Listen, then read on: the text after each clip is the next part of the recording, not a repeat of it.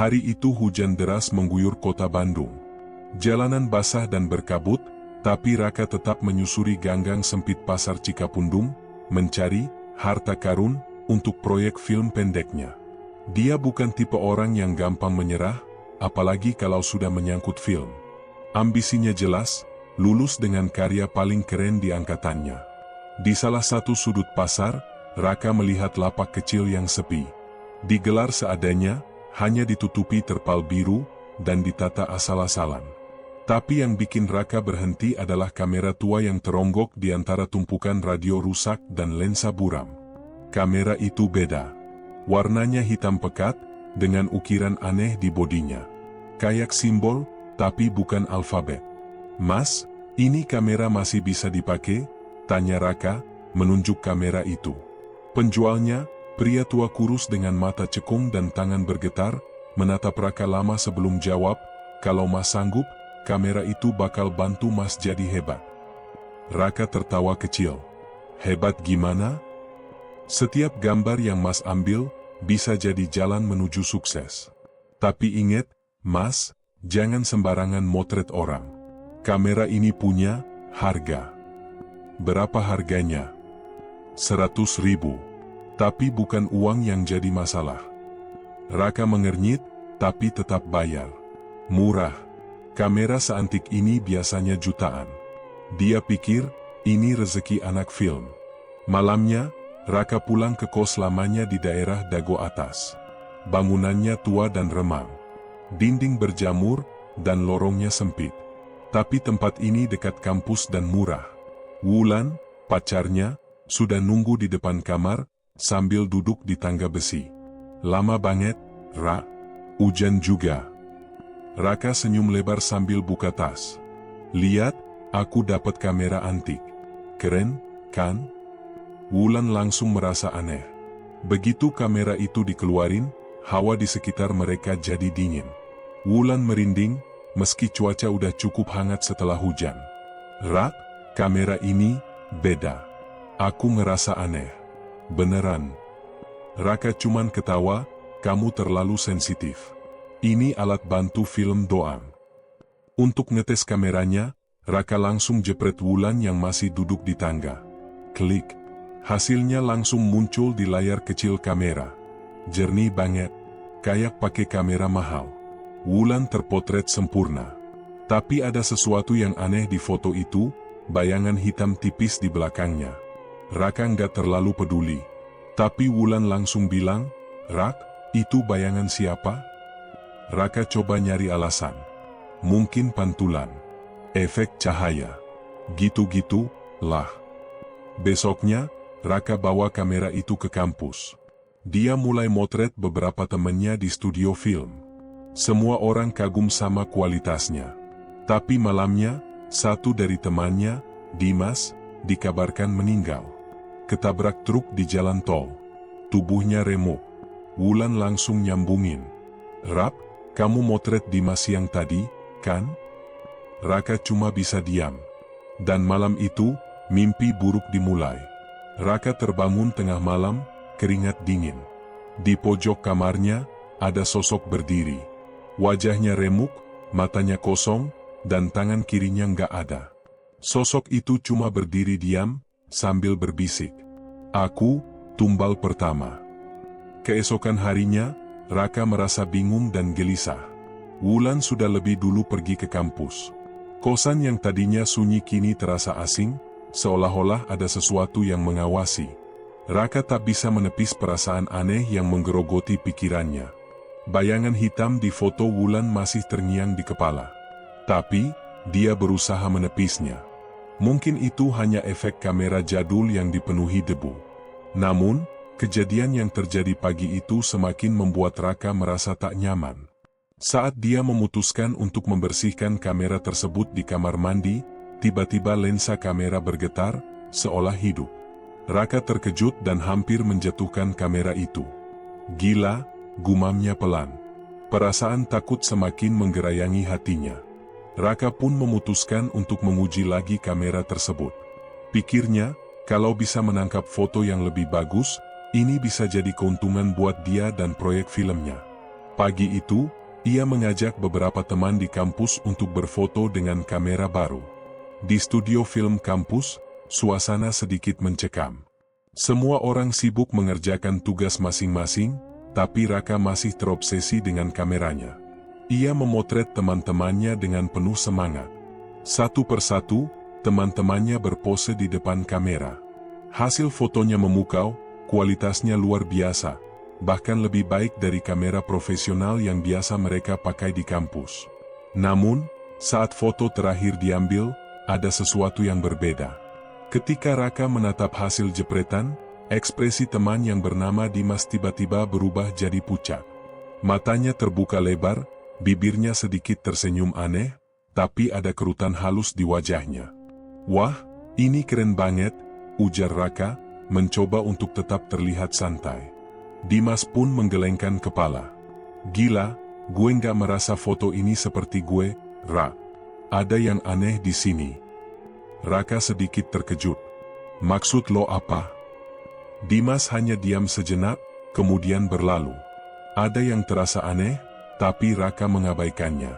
Keesokan harinya, kabar buruk datang. Dimas ditemukan tewas mengenaskan di jalan tol. Tubuhnya tergeletak begitu saja, remuk dan tak berbentuk. Pihak berwajib mengatakan bahwa kecelakaan itu adalah akibat kelalaian, tapi Raka merasa ada yang lebih gelap dari itu. Malam itu, Raka teringat kembali dengan bisikan yang ia dengar di kamar semalam. Sosok itu masih muncul di bayangannya, wajahnya penuh luka, dan bibirnya bergerak-gerak tanpa suara. "Aku, tumbal pertama." Rasa takut mulai merayap ke dalam tubuhnya. Raka mencoba untuk tidur, berharap semuanya hanyalah mimpi buruk. Tapi saat ia menutup mata, ia merasakan udara dingin menyelimuti tubuhnya. Dari balik matanya yang setengah terbuka, ia melihat sosok lain. Kali ini, bukan hanya satu. Ada 2 atau 3 wajah, semuanya pucat, penuh luka, dan matanya kosong menatap tajam ke arahnya. "Rak," suara Wulan terdengar dari luar kamar. Raka terbangun dengan terkejut, langsung duduk di tempat tidur. Wulan berdiri di pintu, menatap Raka dengan khawatir. "Ada apa, Rak? Kamu kelihatan pucat banget." Raka terdiam sejenak, berusaha menenangkan dirinya. "Gak apa-apa. Gue cuma kecapean." Tapi Wulan tidak bisa disalahkan. Sesuatu memang telah berubah. Sesuatu yang tak bisa dijelaskan, tapi bisa dirasakan oleh Wulan. Sebagai seseorang yang peka terhadap hal mistis, Wulan mulai merasa ada yang salah dengan kamera itu. "Rak, gue rasa ini nggak cuma kamera biasa. Ada yang jahat di baliknya," ujar Wulan, suaranya tegas tapi penuh kekhawatiran. Raka mencoba tersenyum, tapi senyum itu terasa dipaksakan. Semua yang terjadi ini semakin membuatnya merasa terperangkap dalam sebuah hal yang tidak bisa ia kontrol. Namun, rasa penasarannya mengalahkan segalanya. Ia memutuskan untuk tidak terlalu memikirkan peringatan Wulan. Lagi pula, dia sudah terlanjur jatuh cinta pada kekuatan kamera itu. Dan yang lebih menakutkan, Raka merasa ia belum melihat semua kekuatan gelap yang ada pada kamera itu. Seminggu setelah kejadian aneh yang menimpa Dimas, Raka semakin terobsesi dengan kamera tua itu. Meskipun Wulan terus memperingatkannya, Raka mulai merasa ada sesuatu yang menuntutnya untuk terus menggunakan kamera tersebut. Di satu sisi, ia merasa bahwa kameranya itu adalah tiket untuk mencapai kesuksesan, sesuatu yang selalu ia impikan. Tapi di sisi lain, ketakutan mulai merayapi setiap langkahnya. Raka terus memotret teman-temannya, bahkan memanfaatkan kamera itu untuk mengambil gambar berbagai objek di kampus. Setiap kali ia menekan tombol pemotret, gambar yang keluar sempurna. Terlalu sempurna. Namun, semakin banyak foto yang diambil, semakin terasa ada sesuatu yang tidak beres. Ada semacam bayangan gelap yang kerap muncul di setiap foto, meski Raka berusaha keras untuk mengabaikannya. Suatu sore, Raka menerima kabar buruk lagi. Temannya yang lain, Dedi, ditemukan tewas tenggelam di danau dekat kampus. Kematian Dedi sangat mengejutkan, karena sebelumnya ia sehat-sehat saja. Tubuh Dedi ditemukan dengan mata terbuka lebar, seakan ia terkejut saat menghadap maut.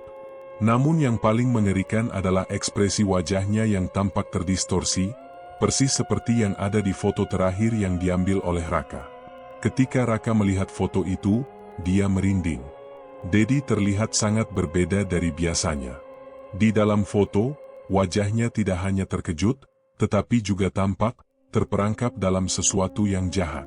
Mata Dedi terlihat kosong, dan tubuhnya tampak melengkung aneh, seakan tak ada kehidupan lagi. Wulan yang melihat foto itu langsung merasakan ada yang tidak beres. "Rak, lo harus berhenti pakai kamera itu. Gue yakin ini ada kaitannya dengan semua kejadian ini." Namun, Raka tetap tidak bisa mengabaikan godaan dari kamera itu. "Gue butuh karya yang bisa bikin gue dikenal. Ini kesempatan gue." Setiap kali Wulan memperingatkan, Raka merasa semakin terpojok. Di satu sisi, ia merasa bersalah karena semakin banyak orang yang menjadi korban, tapi di sisi lain, ia merasa takut kehilangan kesempatan besar ini. Wulan sering menatapnya dengan khawatir, tapi Raka hanya menepis perasaan itu. "Ini bukan salah kamera, wow. Lo cuma khawatir aja." Namun, ketakutan mulai merayapi pikiran Raka. Setiap malam, ia merasa terjaga. Ia mendengar suara bisikan yang sama seperti malam pertama, "Aku tumbal pertama." Suara itu tidak hanya datang dalam mimpinya, tapi mulai menyelinap ke dalam pikirannya saat terjaga. Tak hanya itu, sesekali ia melihat bayangan-bayangan yang melintas di depan mata, seakan-akan sesuatu mengintai dari kegelapan. Raka mulai merasa bahwa kamera itu bukan hanya sekadar benda tua yang membawa keberuntungan. Ada kekuatan gelap yang mengendalikannya. Ia mulai bertanya-tanya, siapa yang sebenarnya mengikat perjanjian dengan kamera itu? Siapa yang harus membayar harga atas setiap foto yang diambil? Satu malam, saat Raka memeriksa kamera di ruang kerjanya, ia terkejut melihat sebuah tulisan samar muncul di layar kecil kamera. Tumbal berikutnya, tulisan itu hanya bertahan beberapa detik sebelum hilang, tetapi cukup untuk membuat Raka terperangah. "Jangan bilang lo masih mau pakai itu," Wulan berkata, suaranya penuh kecemasan. "Lo nggak bisa terus-terusan kayak gini. Orang-orang mulai mati, Rah." Raka menunduk, merasa semakin terhimpit oleh ketakutannya sendiri. Namun, saat melihat kamera itu di mejanya, ada sesuatu yang mengikatnya. Ia merasa seolah-olah kamera itu adalah kunci untuk meraih impian-impian yang sudah lama ia idamkan. Terkadang, dia bahkan merasa bahwa kamera itu tahu lebih banyak dari yang dia inginkan. Tapi semakin dia berpikir tentangnya, semakin besar rasa takut itu. Konflik dalam dirinya semakin menguat, antara mengejar ambisinya dan membayar harga yang terlalu mahal. Raka tahu bahwa waktu yang tersisa untuknya semakin sedikit. Entah bagaimana, ia harus memilih jalan yang benar sebelum semuanya terlambat. Tapi pilihannya semakin kabur, dan semakin sulit untuk melihat mana yang benar, mana yang salah. Hari-hari Raka semakin berat. Setiap malam, dia merasa ada yang mengawasi. Bahkan ketika ia duduk di depan laptop, mengedit film atau menulis skenario, ada perasaan yang selalu menghantui, seolah bayangan gelap selalu ada di belakangnya. Seperti ada sesuatu yang bergerak cepat, hampir tak terjangkau. Kadang-kadang, suara-suara aneh terdengar, seperti bisikan di telinga, tapi saat ia menoleh, tak ada siapa-siapa. Wulan mulai semakin khawatir. Ia merasa Raka semakin terasing dari dirinya. Raka jarang berbicara atau berinteraksi dengan teman-temannya. Setiap kali Wulan menanyakan apakah Raka baik-baik saja, ia hanya menjawab dengan senyum tipis dan berkata, "Gue baik, wow. Ini cuma stres aja." Tapi Wulan tahu ada yang tak beres. Suatu malam, Wulan memutuskan untuk mengintip kamera itu. Dia ingin memastikan apakah ada sesuatu yang bisa menjelaskan perubahan yang terjadi pada Raka. Begitu ia memegang kamera, hawa di dalam kamar langsung berubah. Dingin, begitu dingin. Wulan merinding dan terpaksa meletakkan kamera itu di meja. Ketika ia melihat layar kecil kamera, tampak foto wajah Raka, wajah yang terdistorsi dan penuh luka. "Rak," Wulan memanggil dengan suara gemetar. "Ini foto lo?" kenapa wajah lo kayak gitu? Raka langsung mendekat, dan seketika wajahnya berubah menjadi panik. Itu, bukan gue. Gue nggak tahu kenapa bisa kayak gitu, jawabnya terbata-bata. Lo nggak usah khawatir, wow, itu cuma efek cahaya. Namun, Wulan merasa ada yang aneh. Ada sesuatu yang tak bisa dijelaskan di dalam diri Raka. Wajahnya semakin pucat, matanya semakin kosong. Begitu seringnya ia melihat bayangan-bayangan yang aneh, sampai ia mulai merasa lelah berusaha menjelaskan semuanya. Tak lama setelah itu, kejadian ganjil lainnya terjadi. Wulan tiba-tiba terbangun tengah malam karena suara berisik dari luar kamar. Penasaran, ia membuka pintu dan menemukan Raka sedang berdiri di ruang tengah, menatap kosong keluar jendela. "Rak, lo ngapain di sini?" Raka menoleh dengan ekspresi kosong, matanya seperti kehilangan fokus. "Mereka datang, mereka ingin foto mereka diambil," katanya pelan. Wulan merasa hatinya berdebar. "Siapa, Rak? Siapa yang lo maksud?" Raka diam sejenak, lalu kembali menatap jendela. "Arwah, mereka nggak tenang. Mereka butuh keadilan." Wulan mendekati Raka, dan saat tangannya menyentuh pundaknya, Raka tiba-tiba menarik diri. "Lo nggak ngerti, wow, lo nggak ngerti," teriaknya, suara seraknya terdengar menakutkan. Wulan terkejut, wajah Raka terlihat sangat berbeda. Seperti ada sesuatu yang menguasainya, membuatnya tidak lagi seperti orang yang ia kenal. Wulan segera mundur, takut kalau Raka semakin terpengaruh oleh kekuatan jahat yang ada pada kamera itu. Keesokan harinya, Raka mulai mendengar lebih banyak suara-suara aneh. Suara tangisan yang datang dari arah kamar mandi, suara langkah kaki di lantai kayu yang sudah usang, dan suara-suara berdesir yang terdengar di dalam dinding. Tapi yang paling mengerikan adalah saat ia menatap kamera itu dan melihat, bukan foto orang yang sedang diambil, tetapi foto dirinya sendiri, terlihat sedang berdiri di depan pintu, dengan mata kosong yang tak pernah ia ingat melakukannya. Di samping itu, ia merasa seakan-akan dia tidak sendirian. Bahkan saat ia sendirian di kamar, ia merasakan sentuhan-sentuhan lembut di bahunya, seperti ada yang mengelusnya, namun saat ia menoleh, tak ada siapa-siapa. Perasaan Raka semakin kacau. Setiap kali ia berusaha tidur, selalu terbangun dengan mimpi yang sama. Mimpi di mana ia melihat wajah-wajah orang yang sudah meninggal, memanggilnya untuk datang dan mengambil foto mereka. Mereka tersenyum dengan wajah yang penuh luka, menunggu janji yang tak pernah bisa ditepati. Namun yang paling menakutkan adalah suara yang terdengar jelas di telinganya, "Kamu akan jadi yang terakhir, Raka. Tumbal terakhir." Raka merasa terjebak. Semua kejadian ini semakin intens, semakin menggigit. Ia tidak tahu lagi apakah yang ia alami ini benar-benar nyata atau hanya bagian dari kegilaannya. Yang pasti, ia merasa terkurung dalam lingkaran yang tak bisa ia lari darinya. Raka tidak bisa lagi mengabaikan kenyataan bahwa ada sesuatu yang mengerikan sedang mengincarnya. Seiring berjalannya waktu, perasaan takut itu semakin menguasainya, dan pikiran akan kamera itu semakin menghantui. Setiap kali ia memegangnya, seolah-olah ada kekuatan yang menariknya untuk terus mengambil foto, meskipun ia tahu harga yang harus dibayar. Satu-satunya cara untuk mencari jawaban adalah dengan menyelidiki lebih dalam tentang asal-usul kamera itu. Raka akhirnya memutuskan untuk mengunjungi pasar loak tempat ia membelinya. Ia berharap bisa mendapatkan informasi lebih lanjut tentang siapa sebenarnya Pak Roni, penjual kamera tersebut. Di sana, suasana pasar sudah mulai sepi, langit mendung menambah kesan suram. Raka kembali ke lapak Pak Roni, namun yang ia temui bukan pria tua itu. Sebaliknya, seorang lelaki muda yang tampak gelisah sedang menata barang-barang di lapak tersebut. Raka mendekat dan bertanya, "Pak Roni di mana?" Lelaki muda itu menatap Raka, seakan-akan ada yang ingin ia katakan, namun bibirnya terkatup rapat. "Pak Roni sudah lama nggak ada di sini," jawabnya, terdengar ragu. Raka tak menyerah. Kapan terakhir kali dia jual kamera tua itu?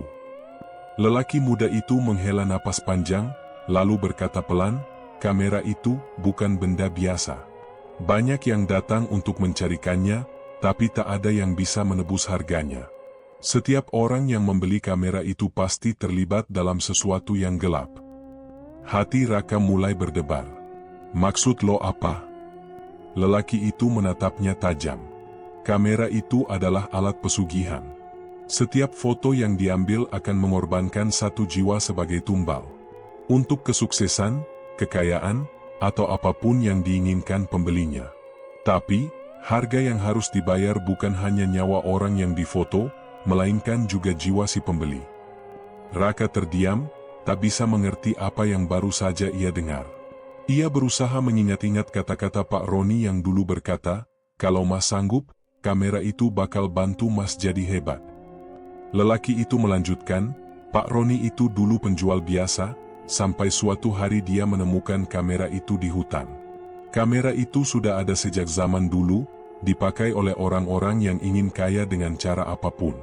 Tapi ada satu syarat, setiap jepretan adalah kontrak. Mereka yang memotretnya harus membayar dengan darah.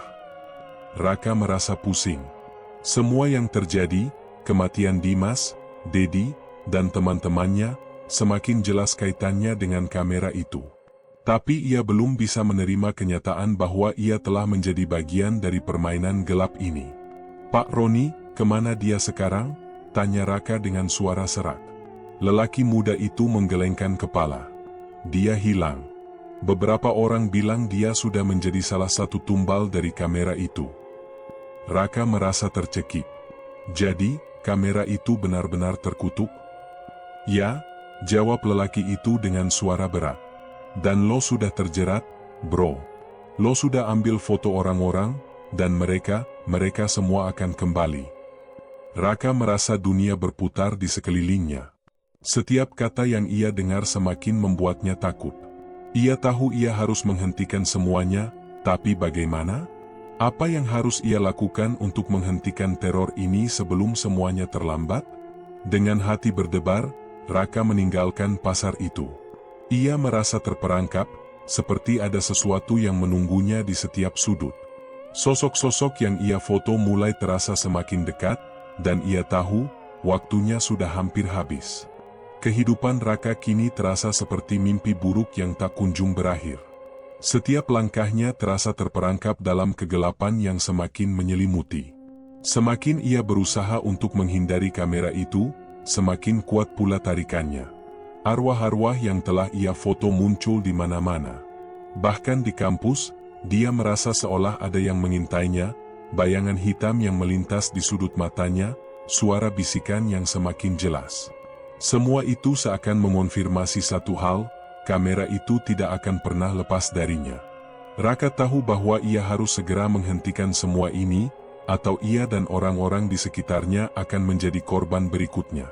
Namun, ia juga tahu betapa sulitnya untuk melepaskan diri dari kekuatan yang sudah menguasai dirinya.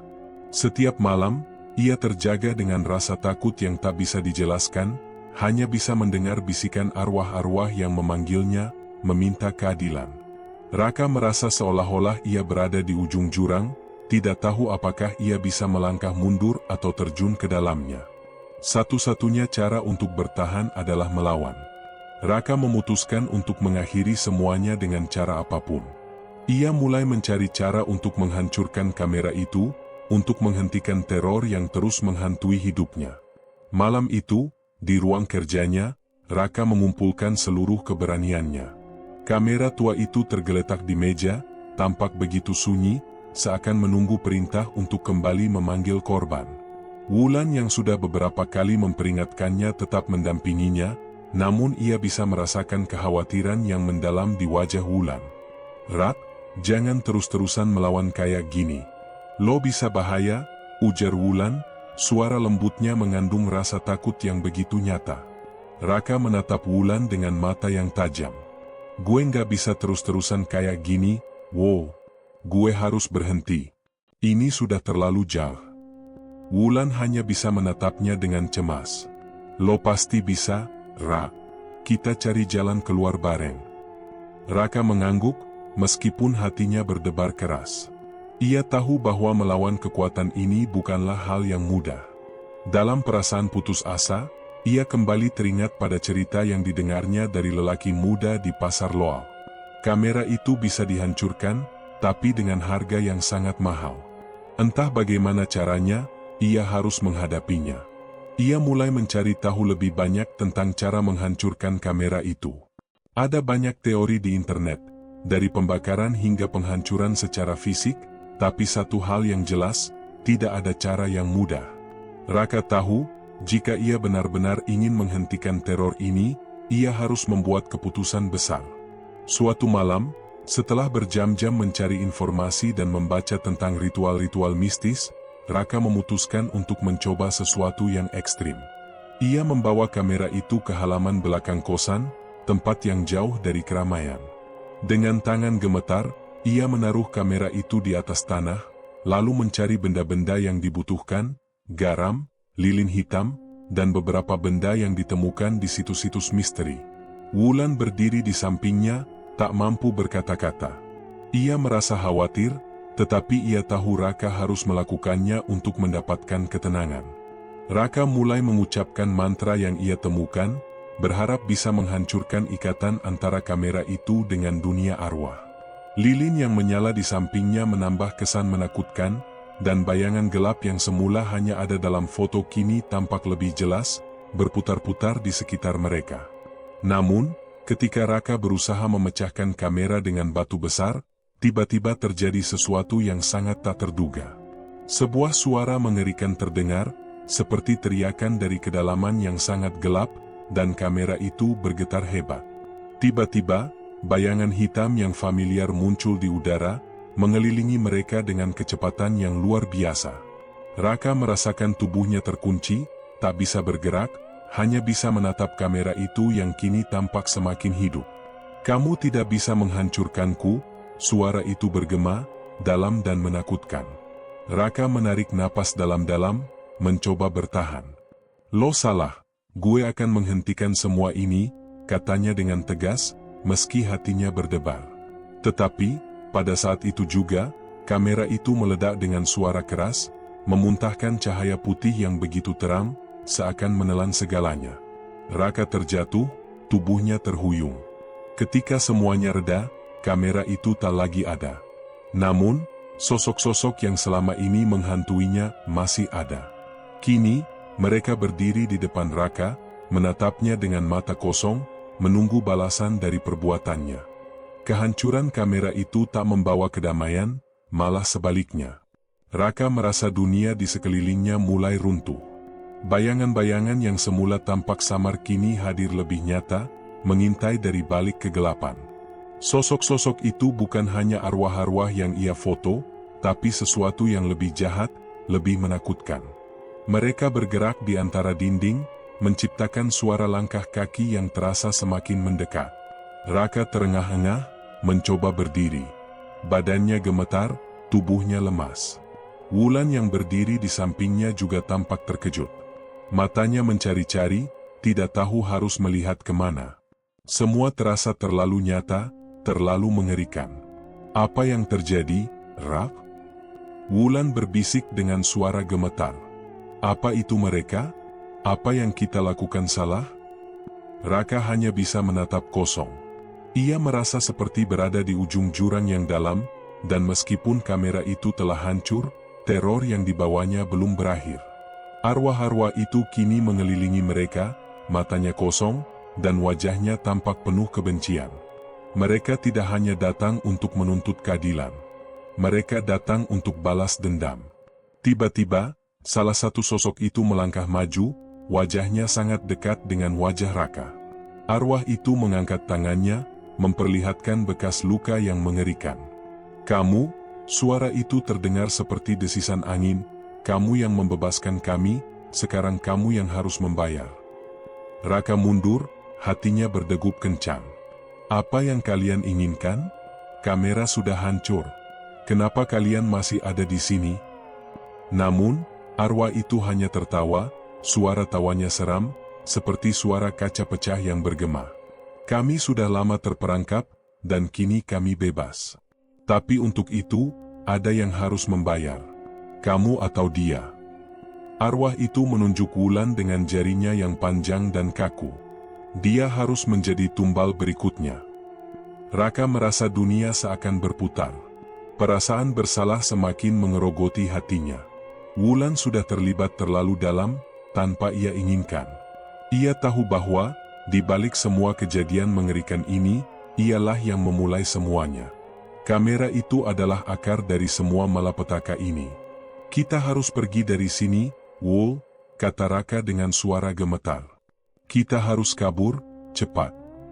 Namun, belum sempat mereka bergerak, sosok-sosok itu semakin banyak. Muncul dari segala penjuru, menghalangi jalan mereka. Raka merasa panik, perasaannya kacau. Kakinya seperti terkunci, tidak bisa bergerak.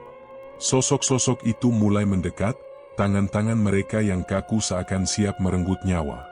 Rak, kita nggak bisa lari, kata Wulan, suaranya sekarang terdengar lebih tegas. Gue udah tahu, ini bukan hanya tentang kamera itu. Mereka datang karena kita yang masih hidup. Mereka nggak akan berhenti sampai kita menyerah. Raka menatap Wulan, terkejut. Apa maksud lo? Aku merasa ada sesuatu yang lebih besar dari kamera itu, Rak, jawab Wulan pelan, mungkin ini bukan cuma tentang pesugihan. Ada yang lebih gelap lagi, yang mengikat kita pada mereka. Mereka tidak hanya ingin kamera kita hancur, mereka ingin jiwa kita.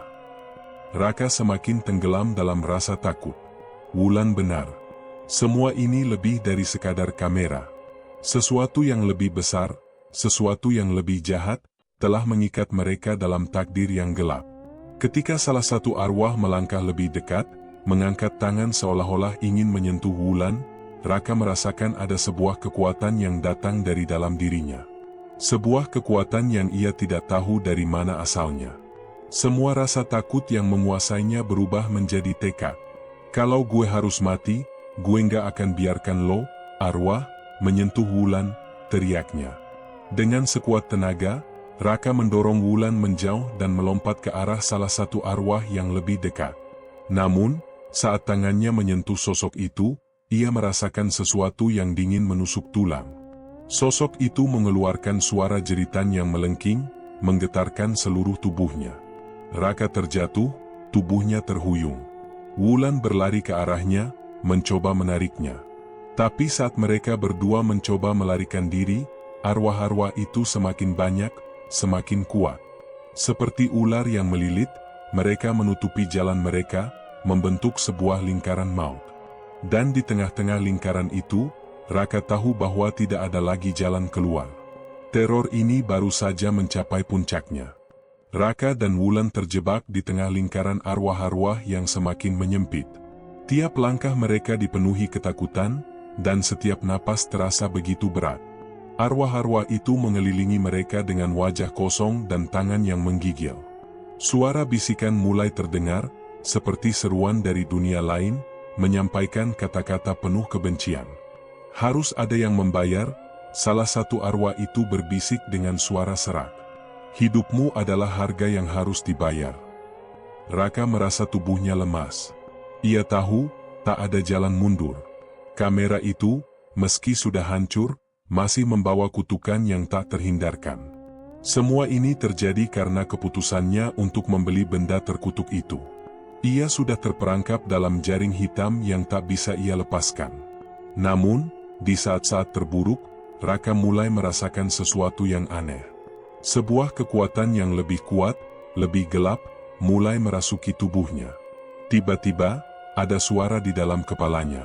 Suara itu datang dengan jelas, berbisik pelan, seolah berasal dari dalam jiwanya sendiri. Kamu tahu cara untuk menghentikan ini. Gunakan apa yang sudah kamu temukan. Raka terkejut. Ia tidak tahu apakah itu suara arwah, atau sesuatu yang lebih gelap. Namun, perasaan yang mengalir dalam dirinya seperti membuka pintu. Sesuatu yang selama ini tersembunyi, sebuah pengetahuan yang mungkin sudah ada sejak lama, tiba-tiba muncul begitu saja. Ia ingat semua yang pernah ia pelajari tentang ritual-ritual kuno dan cara-cara untuk menghadapi kekuatan gelap. Wulan melihat perubahan yang terjadi pada Raka. Rak, ada apa? Tanyanya dengan cemas. Ini satu-satunya cara, Wool, jawab Raka, suara tegasnya mencengkeram ketakutannya. Kita harus menghadapinya. Semua ini terjadi karena kita sudah terlibat. Dan kita harus mengakhiri semuanya. Dengan langkah mantap, Raka mengangkat tangannya, meskipun tubuhnya gemetar.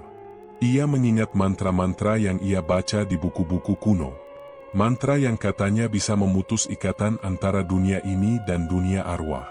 Meskipun ia tidak yakin sepenuhnya, inilah satu-satunya jalan yang tersisa. Wulan berdiri di sampingnya, menggenggam tangan Raka erat. "Gue percaya sama lo, Rak," katanya dengan suara pelan, namun penuh tekad. "Kita harus berjuang bareng." Raka mulai mengucapkan mantra itu. Suaranya terbata-bata, namun kata-kata yang keluar dari mulutnya seolah mengalir begitu saja, seperti sesuatu yang sudah tertanam di dalam dirinya.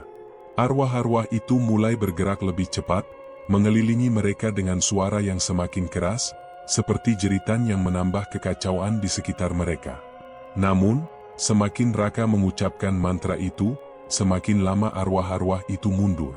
Mereka tampak terhenti, seakan sesuatu yang tak terlihat menahan mereka.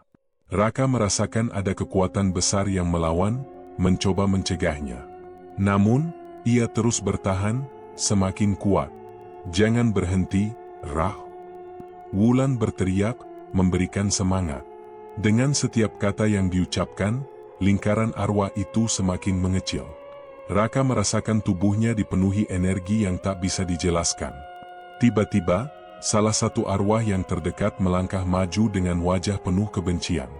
"Kamu tidak akan bisa menghentikan kami," katanya, suara itu seperti desisan angin yang merobek telinga. Namun, Raka tidak gentar. "Aku harus melakukannya. Ini sudah cukup. Kalian tidak bisa lagi mengendalikan hidup kami." Saat mantra terakhir keluar dari bibirnya, sesuatu yang mengejutkan terjadi. Cahaya putih yang sangat terang tiba-tiba menyelubungi mereka, menyinari seluruh ruangan. Arwah-arwah itu mengeluarkan jeritan yang memekakan telinga, tubuh mereka seakan terbakar oleh cahaya itu. Raka merasa dirinya hampir terjatuh, tetapi ia terus mengucapkan kata-kata itu, tak peduli meski tubuhnya terasa lelah. Satu persatu, arwah-arwah itu menghilang, ditarik oleh cahaya putih yang semakin intens. Lingkaran itu akhirnya hancur, dan keheningan yang dalam mengisi ruang di sekitar mereka. Raka terjatuh ke tanah, kelelahan. Wulan memeluknya, membantu Raka bangkit, meskipun mereka berdua masih merasa gemetar. "Kita berhasil, Rak," kata Wulan, suara hampir tak percaya. "Kita berhasil." Namun, meskipun arwah-arwah itu telah pergi, Raka merasakan sesuatu yang sangat berbeda. Teror ini belum berakhir. Sebuah perasaan tidak bisa hilang dari dirinya. Meskipun ia telah menghadapi kekuatan itu, ada sesuatu yang masih mengintai. Sesuatu yang jauh lebih besar dari yang mereka bayangkan. Keheningan yang mengikutinya begitu mencekam. Raka dan Wulan berdiri di tengah-tengah ruang yang kosong, tanpa suara, hanya diterangi cahaya bulan yang menerobos jendela. Arwah-arwah yang sebelumnya mengelilingi mereka kini hilang tanpa jejak. Raka merasa tubuhnya lelah, namun hatinya kosong. Kelegaan yang ia rasakan hanya sementara. "Kita berhasil, Rak. Mereka sudah pergi," Wulan berkata dengan suara lega, meskipun ada nada ragu di ujung kalimatnya. Raka hanya mengangguk, matanya menatap kosong ke arah lantai. Meski di luar, segala sesuatunya tampak normal, ia tahu ada yang tidak beres. Sesuatu yang lebih besar, lebih menakutkan, masih mengintai. Ia merasakan perasaan aneh yang menggelayuti dirinya, seakan ada bayangan gelap yang terus mengikuti langkahnya. Semua yang terjadi terasa seperti sebuah kebohongan besar. Mereka hanya berhasil mengalahkan bagian dari teror, bukan akar dari semuanya. Raka menatap Wulan yang kini duduk di sampingnya. "Lo yakin semua ini sudah berakhir, Wol?" Suara Raka terdengar parau, seolah meragukan kenyataan yang ada. Wulan menghela napas, sepertinya merasakan apa yang dirasakan Raka. "Aku juga nggak tahu, Ra. Semua yang kita lakukan nggak sesuai yang gue harapkan. Arwah-arwah itu hilang, Tapi, ada sesuatu yang gak beres. Gue merasa, ada sesuatu yang masih mengikat kita. Raka menundukkan kepalanya. Memori akan kejadian-kejadian mengerikan itu kembali menghantuinya. Ia ingat bagaimana kamera itu pertama kali diambilnya dari tangan Pak Roni, penjual misterius di Pasar Loa. Tanpa ia sadari, kamera itu sudah menjerat mereka dalam perjanjian gelap yang tidak bisa dihindari. Bahkan setelah semua arwah pergi, ada satu hal yang tidak bisa ia pahami. Kenapa kamera itu bisa mengikat begitu banyak jiwa dalam kehancuran? Kenapa semua ini harus terjadi? Wol? Gue cuma mau sukses, cuma mau buat film. Tapi kenapa harus ada harga yang begitu tinggi? Raka berbicara dengan nada patah. Ia merasa terjebak dalam lingkaran yang tak pernah berujung. Wulan menatapnya penuh perhatian. Gue tahu, Ra. Gue tahu lo nggak bermaksud buruk. Tapi kadang kita nggak bisa lari dari akibat perbuatan kita. Kamera itu bukan cuma alat, Ra. Itu adalah simbol dari keserakahan yang lo cari. Raka terdiam, merasa sakit mendengar kata-kata itu. Ia sudah begitu terobsesi dengan mimpinya, dengan kesuksesan yang dijanjikan oleh kamera itu. Sekarang, semuanya terasa seperti kebohongan yang mematikan. Bahkan saat kamera itu sudah hancur, dampaknya tak hilang begitu saja. Perasaan bersalah itu tetap ada, lebih berat dari sebelumnya. Wulan menarik napas dalam-dalam. Rat, kita harus pergi dari sini. Kita harus keluar dari tempat ini, jauh dari semua yang berhubungan dengan kamera itu. Raka menatap Wulan dengan mata kosong. Gue nggak bisa, Wo. Gue nggak bisa lari dari semua yang udah terjadi. Kalau gue kabur sekarang, apa yang bakal terjadi ke orang-orang yang gue cintai? Wulan terdiam, bingung bagaimana meyakinkan Raka. Ia tahu, meskipun arwah-arwah itu sudah hilang, rasa takut dan perasaan bersalah tetap menggerogoti mereka. Mereka tidak benar-benar bisa melarikan diri dari kesalahan yang telah dibuat. Jangan lari, Ra. Kita selesaikan ini. Tapi kita harus pergi jauh, jauh dari sini, dan mulai hidup baru. Wulan mencoba meyakinkan. Raka memejamkan matanya, mencoba mencari jawaban. Tapi tidak ada yang bisa dia temukan. Semua ini terasa seperti jebakan yang terus-menerus mengintai mereka. Meski semua arwah itu hilang, kesepian dan ketakutan tetap menyelimutinya. Namun, satu hal yang jelas, mereka belum selesai. Dan mungkin, penyelesaian yang mereka rasakan sekarang hanyalah sebuah kebohongan. Sebuah penutupan palsu yang tidak akan bisa menghentikan teror yang sebenarnya. Hari-hari berlalu setelah Raka dan Wulan memutuskan untuk meninggalkan kos tua itu, meninggalkan semua yang berkaitan dengan kamera terkutuk itu. Mereka memulai hidup baru, pindah ke sebuah apartemen kecil di luar kota Bandung. Meski jauh dari kejadian mengerikan itu, perasaan cemas dan ketakutan masih menghantui mereka. Raka selalu merasa seperti ada sesuatu yang mengintai, menunggu untuk datang kembali. Namun, pada suatu malam, saat hujan turun deras di luar, Raka duduk termenung di depan laptopnya. Ia sedang mencoba menulis ulang skenario film yang sudah ia mulai sejak dulu, tapi pikirannya tidak bisa fokus. Ketakutan itu masih menggerogoti pikirannya, meski ia berusaha menutupi rasa cemas itu dengan pekerjaan. Tiba-tiba, ponsel Raka berdering. Ia mengangkatnya dengan terburu-buru, berharap itu adalah kabar baik yang bisa mengalihkan pikirannya dari semua ini. Rat, gue nemu sesuatu yang aneh. Suara Wulan terdengar cemas di ujung telepon. Ada apa, Wol? Tanya Raka, khawatir. Aku baru aja dapat paket. Dari alamat yang gak aku kenal. Isinya, kamera lama, kayak yang kita temuin dulu. Raka terdiam, darahnya serasa membeku. Apa lo bilang? Itu nggak mungkin, wow. Kamera itu udah hancur. Kita udah selesai dengan semua ini. Tapi kenapa bisa ada kamera itu lagi di sini? Suara Wulan terdengar panik. Aku nggak ngerti, Ra. Semua ini aneh banget. Raka menutup matanya, berusaha menenangkan dirinya. Kamera itu sudah hancur. Itu harusnya sudah berakhir. Tapi kenapa bisa ada kamera itu lagi? Aku nggak tahu, wow. Tapi kita harus cari tahu, jawab Raka, berusaha terdengar tenang. Jangan sentuh kamera itu. Gue bakal ke sana sekarang juga. Raka segera bergegas ke apartemen Wulan. Setibanya di sana, ia melihat Wulan berdiri dengan ekspresi bingung di samping meja. Di atas meja, tergeletak kamera tua yang persis seperti kamera yang mereka temukan di pasar Loak beberapa bulan lalu. Semua rasa takut yang sempat mereda kembali datang menggulung. Ia merasa seperti berada dalam mimpi buruk yang tak berujung. Raka mengambil kamera itu dengan tangan gemetar, memeriksa setiap detailnya. Tidak ada yang berbeda. Namun, saat ia menekan tombol power, kamera itu menyala dengan sendirinya. Layar kamera menampilkan gambar mereka berdua yang sedang berdiri di ruangan itu. Gambar itu tampak jelas dan tajam, lebih nyata daripada kenyataan. Rak, itu nggak mungkin, Wulan bergumam, wajahnya pucat. Kenapa bisa ada foto kita di sana?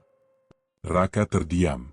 Tiba-tiba, ia teringat dengan jelas apa yang dikatakan Pak Roni dulu, saat ia membeli kamera itu. Kamera ini akan memberi apa yang kau inginkan, tapi setiap foto ada harganya. Setiap foto, akan ada jiwa yang harus digantikan.